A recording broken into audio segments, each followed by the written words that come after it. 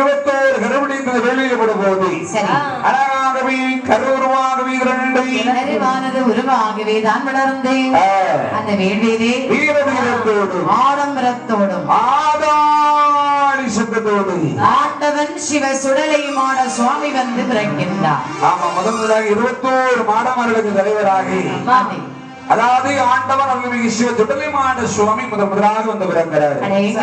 அதன் பிறகு யார் பிறக்கிறாங்க? சுடலை மாடனுக்கு உச்ச துணையாக சுடலை முண்டன் வந்து பிறக்கின்றார். தம்பியுடைய ஆண் பிறக்கின்றான் சொல்லுவாங்க. அவருக்கு ஒரு தம்பி வேணும் இல்ல? கண்டிப்பாக. மாயாண்டி சுடலை முண்டன் வந்து பிறக்கிறாரு. அதன் பிறகு சுத்த வீரம் பலவீசக்கார சுவாமி வந்து பிறக்கிறாரு.